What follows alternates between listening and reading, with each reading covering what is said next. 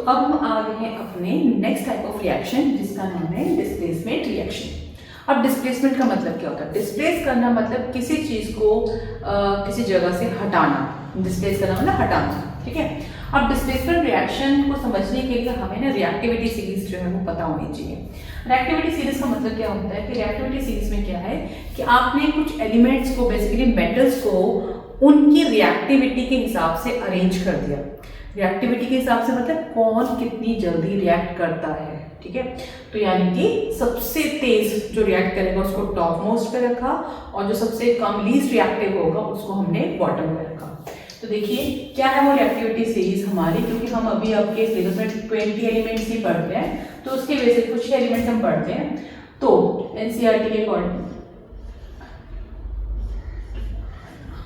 Potassium, sodium, calcium, magnesium, aluminium, zinc, iron, lead, hydrogen, Cu, mercury, silver and gold. ये series आपको याद करनी होगी। अब सीरीज देख के लग रहा है ना कैसे याद होगी ये लंबी सीरीज? तो सबके अलग अलग ट्रिक्स होते हैं। एक ट्रिक क्या है आपका कि यहां से हमने क्या किया, कुछ नाम दे दिया इनको कि केदार यानी कि के, नाथ, का, माली, आलू, जरा, फीके, पकाता है, CUHDAGAU, ठीक है। अब केदार का के हमने ले लिया, दैट इज पोटेशियम। नाथ का Na ले लिया, सोडियम। का कैल्शियम, माली मैग्नीशियम, आलू Al एल्युमिनियम, जिंक जरा, फीके Fe आयरन, पकाता लेड है, hydrogen, copper, mercury, silver and gold. ये हमारी रिएक्टिविटी सीरीज है। अब इसमें सबसे ज्यादा रिएक्टिव कौन सा मेटल है आप देख सकते हो, ये एलिमेंट है आपका है ये के यानी कि पोटेशियम।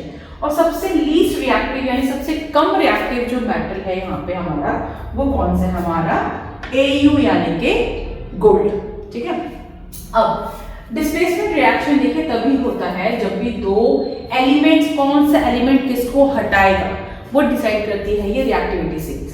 जो मेटल जो है वो ज्यादा रिएक्टिव होगा वो अपने से कम रिएक्टिव मेटल को क्या कर देगा, डिस्प्लेस कर देगा। सपोज आपके रिएक्शन में यहाँ पर मैंने ले लिया मैग्नीशियम है और यहाँ पर क्या है, जिंक है, ठीक है। अब इन दोनों में से ज्यादा रिएक्टिव कौन सा है? देखो मैग्नीशियम ऊपर है ना तो ज्यादा रिएक्टिव होगा और जिंक नीचे है तो कम रिएक्टिव होगा। तो ज्यादा रिएक्टिव मेटल कौन सा है? मैग्नीशियम। यानी मैग्नीशियम जो है जिंक को जो है किसी सॉल्यूशन में से क्या कर सकता है, डिस्प्लेस कर सकता है। जिंक मैग्नीशियम को नहीं कर पाएगा क्योंकि जिंक जो है वो क्या है, लेस रिएक्टिव है देन मैग्नीशियम, ठीक है। और दूसरा हम देखते हैं जैसे कि ये रिएक्शन है, देखिए आयरन प्लस कॉपर सल्फेट, ठीक है। ये एक्टिविटी के बेस पे आपको दे रखा है कि क्या है कि आपको एक सॉल्यूशन दे दिया गया, क्या था, उसके अंदर हमने डाला कॉपर सल्फेट। कॉपर सल्फेट का जो ओरिजिनल कलर होता है वो क्या होता है, ब्लू कलर का होता है ये सॉल्यूशन। तो कॉपर सल्फेट डाला और इसमें क्या किया, इसमें लोहे की जो आयरन नेल होती है उसको हमने डिप कर दिया और कुछ घंटे कुछ टाइम बाद हमने देखा कि क्या ये रिएक्शन होगा। देखिए अब आयरन, यहाँ पे हमारे मेटल कौन से हैं, यहाँ पे आयरन मेटल है हमारा और दूसरा एलिमेंट हमारा कौन सा मेटल, कौन सा है, कॉपर। अब रिएक्टिविटी सीरीज की तरफ आते हैं हम लोग। यहाँ पे रहा हमारा आयरन और कॉपर है नीचे। देखिए ऊपर कौन सा मेटल है, आयरन है, that means iron is more reactive than copper.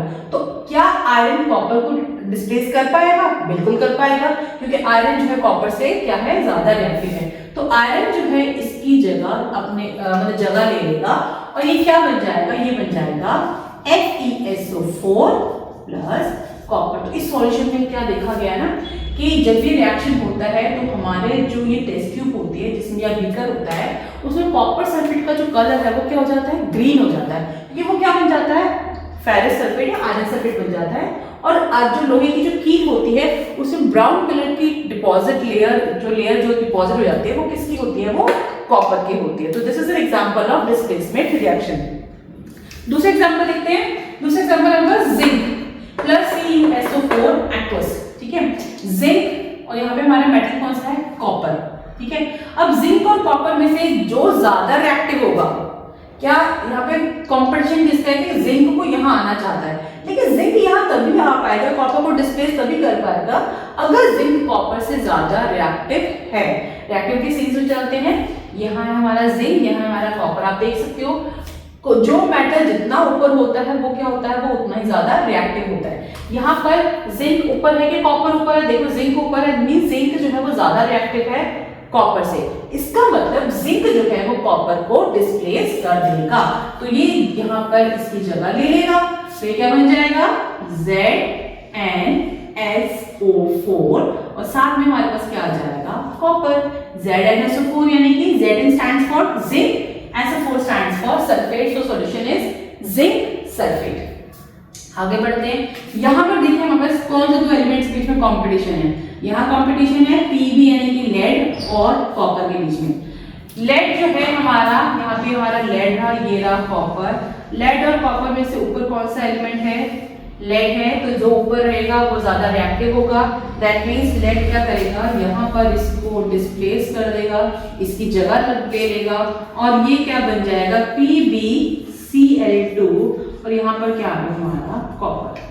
तो यहाँ हमने देखा कुछ एग्जांपल्स कि जहाँ पे मोर रिएक्टिव मेटल ने लेस रिएक्टिव मेटल को वहां से डिस्प्लेस कर दिया और इस रिएक्शन को क्या कहते हैं, डिस्प्लेसमेंट रिएक्शन कहते हैं। कई बार कुछ क्वेश्चंस ऐसे भी आते हैं जैसे आपको दे दिया जाए कि यहाँ पे FeSO4 है, तो यहाँ पर आपका कॉपर है, ठीक है। तो बताइए ये रिएक्शन पॉसिबल है कि नहीं है। देखिए यहाँ पे कॉम्पिटिशन किस किस के बीच में हो रहा है, लेड और कॉपर। यहाँ पे रिएक्शन होने का मतलब है कि कॉपर जो है वो आयरन को डिस्प्लेस कर दे और खुद बन जाए कॉपर सल्फेट। अब इन दोनों के बीच में जब कंपटीशन है तो इनका हम रैंक देख लेते हैं, कौन किसका रैंक ज्यादा है, किसका रैंक कम है। तो यहाँ पर देखो आयरन क्या है, ऊपर है और कॉपर क्या है, नीचे है। रैंक किसका ज्यादा है, कॉपर, आयरन का ज्यादा है। तो ज्यादा रिएक्टिव मेटल कौन सा हुआ, आयरन हुआ एज कंपेयर टू कॉपर। तो कॉपर तो लेस रिएक्टिव है, क्या कॉपर इसको यहाँ पर डिस्प्लेस कर पाएगा, बिल्कुल नहीं कर पाएगा। This reaction is not possible, so displacement reaction will not take place in that case. तो जब भी डिस्प्लेसमेंट रिएक्शन हमने करना है तो हमें क्या याद रखना है, रिएक्टिविटी सीरीज जो है वो याद रखनी है। रिएक्टिविटी सीरीज याद रखने की ट्रिक क्या है, आपको ये याद रखना है, केदारनाथ काम आली आलू जरा फीके पकाता है, ठीक है। CuHdAgAu, इसमें सबसे रिएक्टिव मेटल कौन सा है, पोटेशियम। लीस्ट रिएक्टिव कौन सा है, गोल्ड।